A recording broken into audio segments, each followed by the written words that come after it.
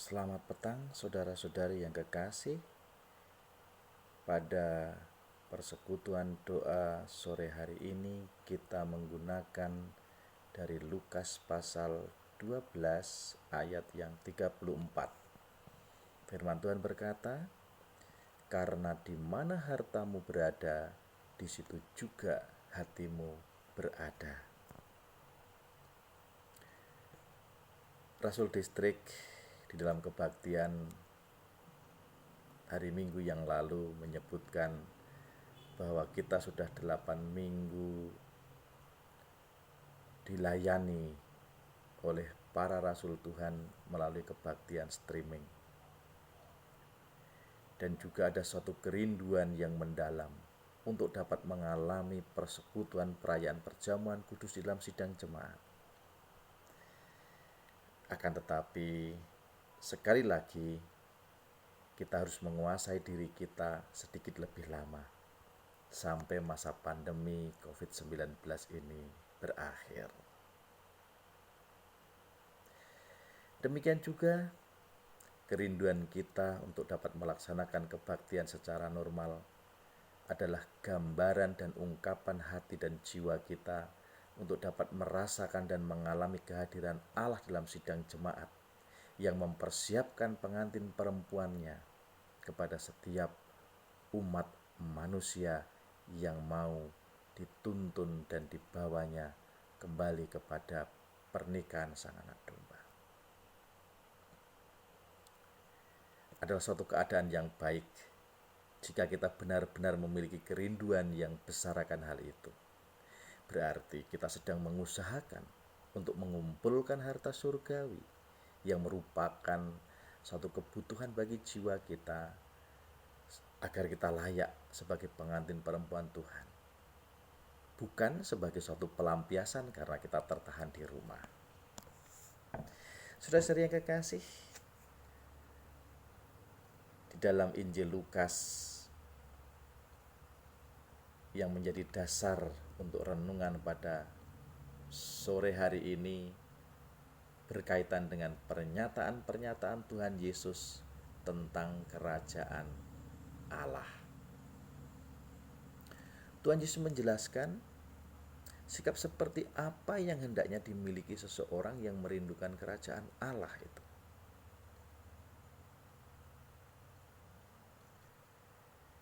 Adalah satu ciri khas anggota gereja kerasulan baru yang sesungguhnya. Jika mereka memiliki pengandalan diri yang kuat kepada Allah, mereka yakin jika Allah yang mereka sembah mampu untuk menciptakan manusia memiliki penguasaan diri yang baik, yaitu mereka yang mampu untuk menjaga dirinya jangan sampai fokusnya tertuju kepada kekhawatiran, kesusahan di dalam kehidupan sehari-hari. Tetapi mereka mengarahkan kehidupan mereka kepada suatu kehidupan yang kekal, di mana Allah menghendaki manusia ini bersama-sama dengan Dia. Mari kita mengingat doa yang dipanjatkan oleh Nabi Nehemia yang dikatakan, "Ya Allahku, ingatlah kepadaku karena hal itu, dan janganlah hapuskan segala perbuatan bakti yang telah kulakukan terhadap rumah Allahku dan segala pelayanannya di dalamnya." Di dalam Nehemia pasal 13 ayat yang ke-14. Saudara-saudari kasih,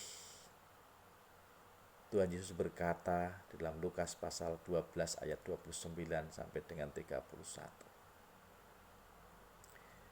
Janganlah kamu mempersoalkan apa yang akan kamu makan atau apa yang akan kamu minum, dan janganlah cemas hatimu. Semua itu dicari bangsa-bangsa di dunia yang tidak mengenal Allah. Akan tetapi Bapamu tahu bahwa kamu memang memerlukan semuanya itu. Tetapi carilah kerajaan Allah terlebih dahulu dengan segala kebenarannya, maka segala sesuatunya akan ditambahkan kepadamu. Ini adalah suatu pernyataan yang menantang, dan mungkin beberapa orang akan bertanya, tidakkah ini terlalu banyak yang dijanjikan kepada kita dan yang dituntut dari kita di dalam pernyataan ini? Ya, kita memang dituntut untuk mengejar kebutuhan dasar hidup seperti makanan. Sementara kenyataannya, jika kita tidak mencari kebutuhan dasar hidup, misalnya makanan, kita pasti kelaparan, kita pasti kekurangan. Sementara nas ini menasihatkan supaya kita tidak khawatir akan makanan dan minuman. Kita tidak khawatir akan kebutuhan dasar hidup kita. Sesuatu pemikiran yang kontras, sesuatu yang menimbulkan satu pertanyaan atau juga pertentangan di dalam hati manusia.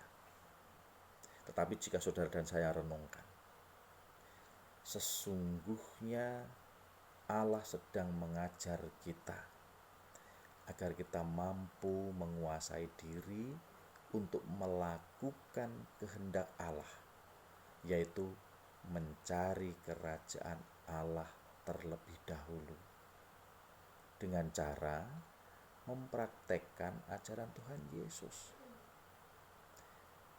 Mengasihi Allah melalui sesama yang kita jumpai. Jika kita mampu mempraktekkan kasih Tuhan kepada sesama yang kita jumpai, maka kita sedang mencari kerajaan Allah dengan segala kebenarannya.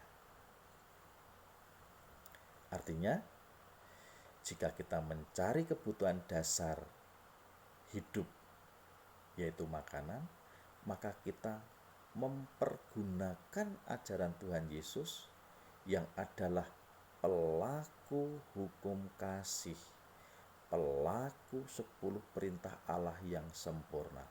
Beliau dengan tanpa cacat dan cela.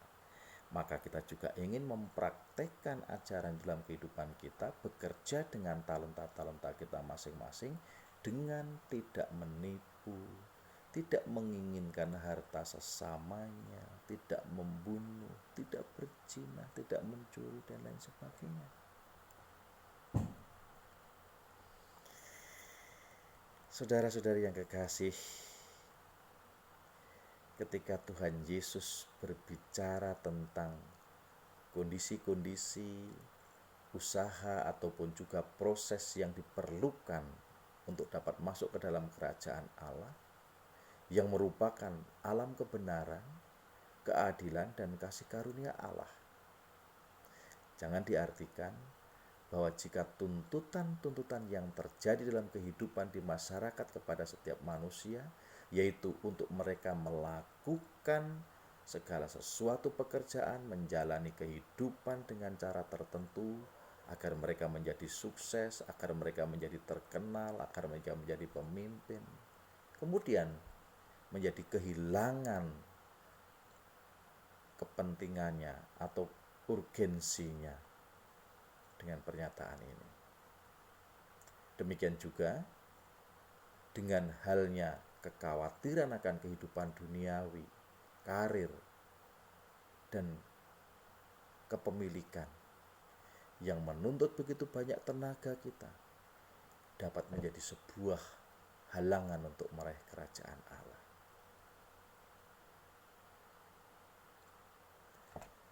Tuhan Yesus menegaskan, bukan aktivitas manusia yang diperlukan di sini, akan tetapi kesediaan untuk memperkenankan Allah bertindak atas hidup kita.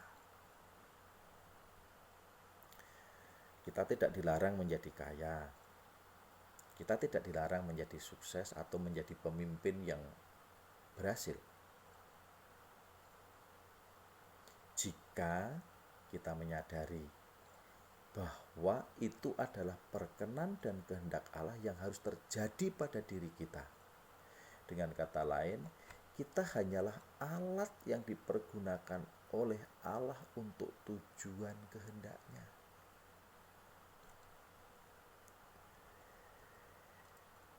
Tuhan Yesus menegaskan betapa pentingnya untuk memperkenankan Allah memegang kendali kepada penentu kehidupan dengan memperkenakan sebuah tuntutan yang ekstrim. Sebuah tuntutan yang mungkin tidak sepenuhnya dapat tercapai. Seperti yang dikatakan di dalam Lukas pasal 12 ayat 33. Tuhan berkata, jualah segala milikmu dan berikanlah sedekah. Buatlah bagimu pundi-pundi yang tidak dapat menjadi tua, suatu harta di surga yang tidak akan habis, yang tidak dapat didekati pencuri dan yang tidak diresak oleh mengan. Demikian juga tentang panggilan untuk menjual apa yang kau miliki dan memberikan kepada orang miskin. Hal itu sudah dinyatakan oleh Tuhan Yesus kepada seorang pemuda yang kaya, yang datang kepada Tuhan dan bertanya, Tuhan, bagaimanakah seorang manusia dapat masuk ke dalam kerajaan Allah?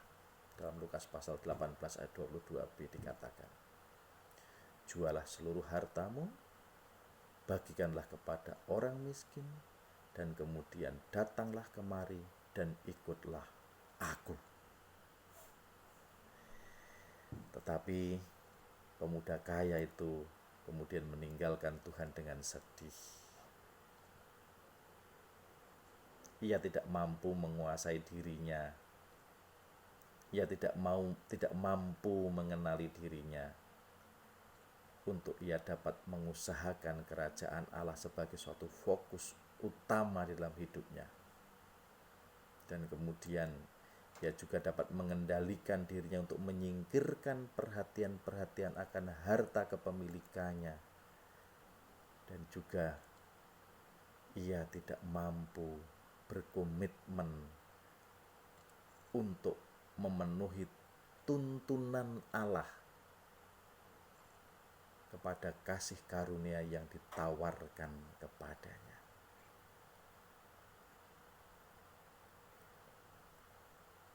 Dengan pernyataan ini, Tuhan Yesus menekankan bahwa segala harta, kepemilikan, harga diri hanya bersifat sementara, dan itu adalah ciptaan duniawi. Tetapi suatu janji yang dinyatakan oleh Tuhan dengan tegas dikatakan, barang siapa mengabdikan dirinya tanpa syarat bagi kerajaan Allah, ia telah mengenali hal itu dan dapat mengatasi ketakutan akan tuntutan-tuntutan keseharian yang terkadang membuat menjadi khawatir, takut, dan kewalahan. Tetapi Tuhan menyatakan dengan jelas dan tegas,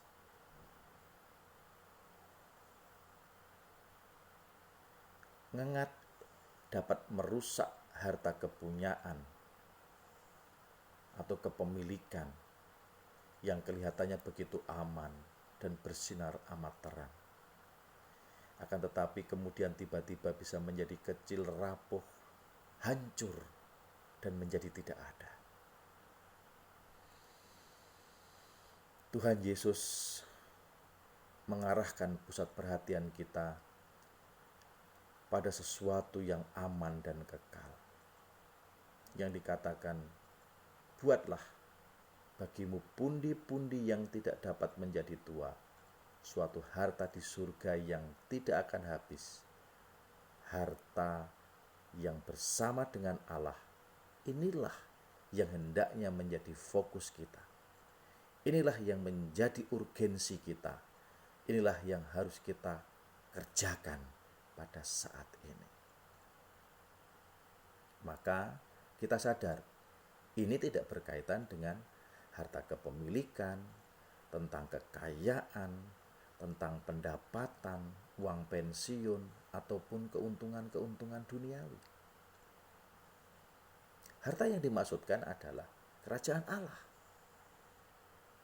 di mana saudara-saudari dapat hidup kekal bersama Allah dan merupakan suatu pengharapan akan suatu kehidupan yang kekal, adalah suatu sudut pandang dan fokus kita yang tidak dapat digoyahkan oleh apapun, yang tidak dapat dirampas oleh apapun, yang tidak dapat direndahkan oleh siapapun.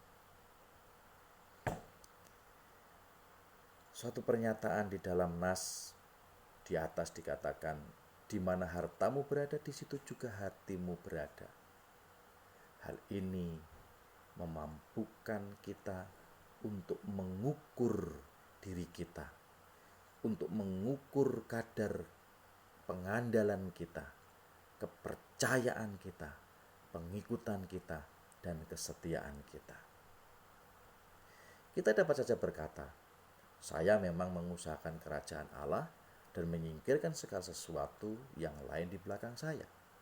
Tetapi, bagaimanakah kita tahu bahwa ini sungguh-sungguh benar?